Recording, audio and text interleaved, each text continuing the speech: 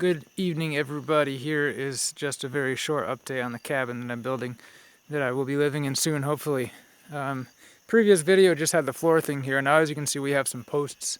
So I wanted to show you how we're attaching these. Obviously, those sticks are just temporary braces. Yeah, we have this thing here where we're cutting that and that. It's not a perfect cut, but whatever, it's good enough. And we have one bolt in here and two bolts up to the bottom here, and it seems to be holding it pretty strong.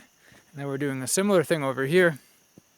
We're putting in another post in between these two. As you can see, we carved out with a chisel a chunk here, and the post is going to sit right in there. In fact, the post over there has that. So we can go take a look. See if I can walk across here without falling.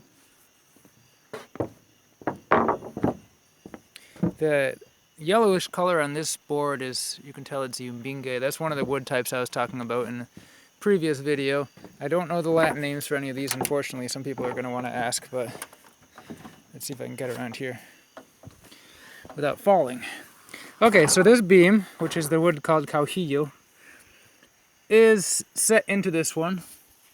We cut a notch just like you saw on the other side and cut an L shape at the bottom of this one, and looks like they haven't got the bolts in yet, but they're going to put a bolt in here and then two bolts in through the bottom, and it's going to hold it on. Oh no, they did. They put the bolt in through the other side, actually. You can see the lag bolts right there. So yeah, that's how we're going to do as many of the connections on this building as we can. Because the nails just, in 70 years, they're going to start to rust, and I care about what's happened in 70 years. Anyways, the top you can see the string going across. So that's how they make sure the tops are straight with each other. They can either put a line level on those, or they can use a clear tube and fill it with water and put one end of the tube at the end to get it perfectly level. But since we already know the floor itself is level, they might not end up leveling the top of the beams. They're just going to run that string across all of them to make sure the tops are cut totally straight. So after we get the posts put on all the way around, we're going to put the roof framing on. I'm working on the plan for that in a 3D modeling software called FreeCAD, which is an open source version of AutoCAD, which I just learned how to use a week or two ago. Anyway, some people might ask how much this building is going to cost when it's done.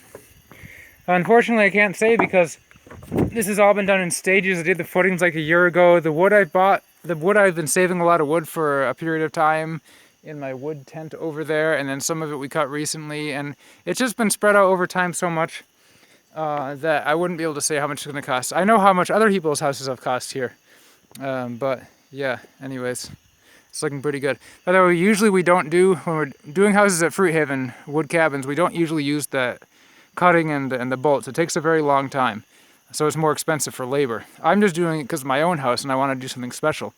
If we did it for other people's house, they would complain that it costs too much. And people are usually trying to cut costs. So we usually just cut the beam straight at the bottom and put nails in, which is fine. It works great. But if you want to do something special, then kind of cutting the joints a bit better is good. And yeah, there's all kinds of, if you look it up, there's all kinds of fancy joints you can use for post and beam construction, including the Japanese ones. You don't have to use any nails whatsoever. I'm not doing that because that's even more labor and it would just be crazy. But anyways, yeah, this is what it looks like so far. Hopefully, at the end of next week, hopefully we'll have finished the posts and put the headers on top, and then started the roof frames. So yeah, this is the view. This is what the view is going to be from the house. Looks pretty good.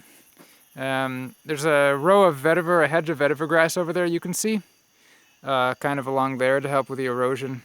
This is my bathroom, by the way. Got the bathtub and the little compost toilet thing. And then below the house, you can't really see here, maybe you can see we freshly planted a row of vetiver along a contour line right here. You can see the little baby vetiver plants stuck in there. So that's going to look really nice, but it's also going to provide some erosion control, and it'll be chop and drop for the passion fruit and raspberry planted along the Mysore raspberry planted along the trellis wire that I have. You can see right in front of me right now. Oh yeah, so now you can see the vetiver hedge a little bit better. We just planted the vetiver along the contour line that we marked with the line level, and then sprinkled a little bit of chicken manure alongside the whole length of it to get them to grow a little faster, a little more initial growth. So that's all we have today for the updates. Have a good evening, everybody. I meant to say evening, but that came out kind of weird.